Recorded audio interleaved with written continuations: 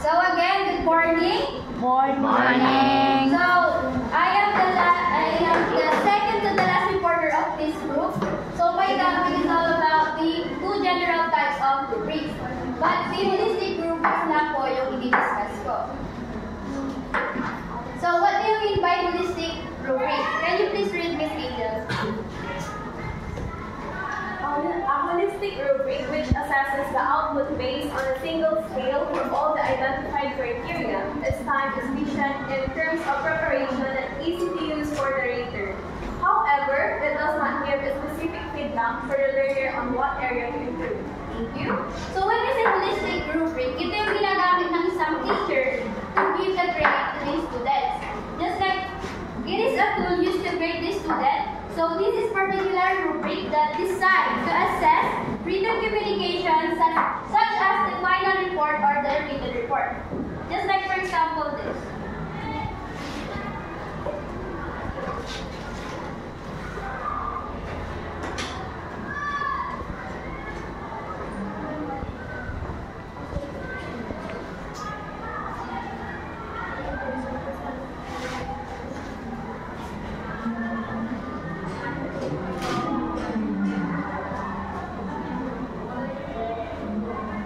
So this is the example of holistic rubric. Ito yung ginagamit ng isang teacher para tool na i-measure yung grade ng isang student. So next, target competency. Can you please read this Tataan?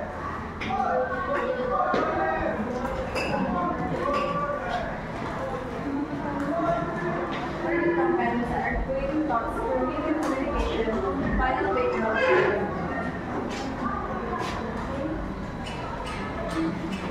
So when we say target competency, articulating thoughts through written communication or final paper.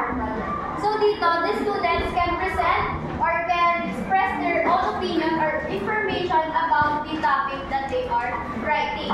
So meaning, they have the freedom na i-express yung self nila or yung self idea doon sa isang topic na binigay sa kanila. So next, the above average. Can you please read this? Above average. The audience can easily identify the focus on the work and is engaged by its clear focus and relevant details. Information is presented logically and naturally. There are no more than two mechanical errors or misspelled words to distract the reader. Thank you.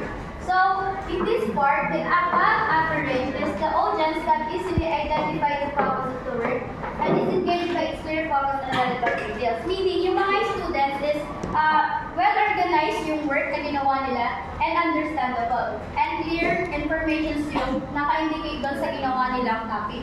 And sabi dito, there are no more than two mechanical errors or misspelled words to distract the reader. Meaning, nagkakaroon pa rin sila ng errors, pero still, naiintindihan pa rin ng readers yung kung ano yung thoughts na kinukonvey ng topic na ginawa ng isang student.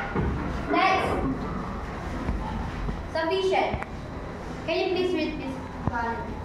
Sufficient. The audience is easily able to identify the focus of the student list, which is supported by relevant ideas and supporting details. Information is presented in a local manner that is easily followed. There is minimal interruption to the work due to misspelling and or mechanical errors. So when we say sufficient, yung work ng isang student is merong mechanical error or misspelled words.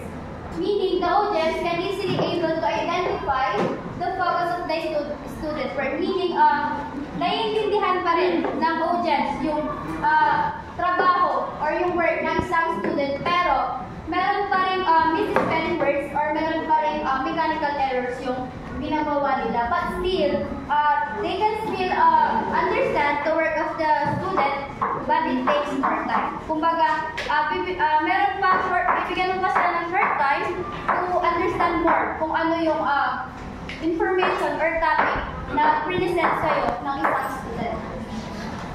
Next, developing. Justin. The audience can identify the central purpose of the student work without little difficulty, and supporting ideas are present and clear. The information is presented in an orderly fashion that can be followed with little difficulty. There are some misspellings and or mechanical errors, but they do not seriously distract from the work. Okay, thank you. So when I say developing, it focus on the student's work pa rin.